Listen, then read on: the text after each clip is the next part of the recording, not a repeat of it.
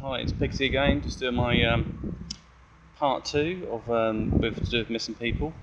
So I touched upon that there's usually common reasons why people disappear, sort of things that you could averagely profile, like a form of abuse in their past, or they're unhappy, mental health, crime relations and connections, drugs. You know, these are what we consider typical causes. But then we've got this vulnerable group of people that decide to run away, end up staying in hostels or on the street, and they can be easily profiled as being vulnerable. So what you'd have a tendency to happen is that they will be filtered out, and there are groups of people that basically trade. They would exploit people. So you would get people that would use them for prostitution, slave labour. There's also sort of corporate structures that would have a seedy underside to them that would be quite happy to pay for somebody so they could use as an experiment. And if he's off the grid, nobody knows about him, so they could ship him off somewhere else and then do some weird experiments where you're testing the drugs and different applications on him. Basically, it might just end up killing them anyway. So we've got these different groups. So basically, you've got a cause that would be quite normal. You've got a cause that's more seedy and more the underside of a society. People look to exploit to make money, so they sell these people on. You've also got people that like to test, do human testing, but they can't mainstream. I mean, in some areas they would offer you money at university to try out drugs and all sorts of things like that. But you may be filtered out because your blood group. They might be looking for certain particular traits or a type of race or whatever they're particularly looking for their blind study. And it wouldn't matter if this person basically has a value or not. So, I mean, once you've hit the streets and you have no ties and you've gone off the grid and they can establish that, then you could end up in some sort of seedy word of a corporation being used as a guinea pig. So there's the one level is the corporate.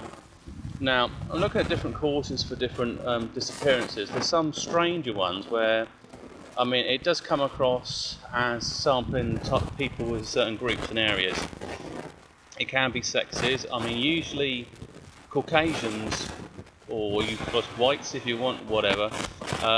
There's a high abduction of people that disappear that are basically skinned.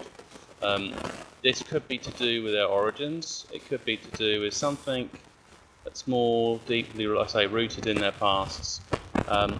So we're looking at why people would be abducted and go missing now, and sort of what could be them causes.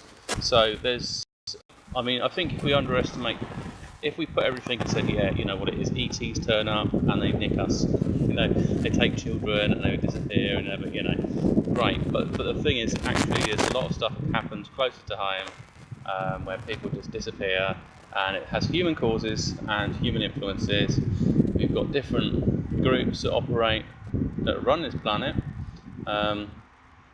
You've got what you would understand as your typical sort of Satanist. Now, a Satanist is somebody who's self-serving and self-focused, and basically self-gods. They try to portray themselves as the centre point of the universe. And if you've got someone who's sadistic or more psychopathic, then they might take that to the next level. They might think, well, it's not about me serving myself, it's about others serving myself and fulfilling my needs. And then you'll get into a whole different ball game where somebody might have done one as a sex slave, or they might use ritual killing on them. They might eat them. If you look at different sort of serial killers and the different ways to look at it, I mean, there are beliefs. There are more demonic beliefs that you could attain someone's power or life force by eating them or sexually abusing them. There's demonic beliefs around things like if you terrorize someone so much that their spirit wants to leave their body, that something else will come and try to possess it. So there's these kind of archaic belief systems I mean, to a certain degree, they are not completely far off. We could mention about some of that, but we're trying to keep within the human realms at the moment. So I'll just do another part 2 on it. That's fine.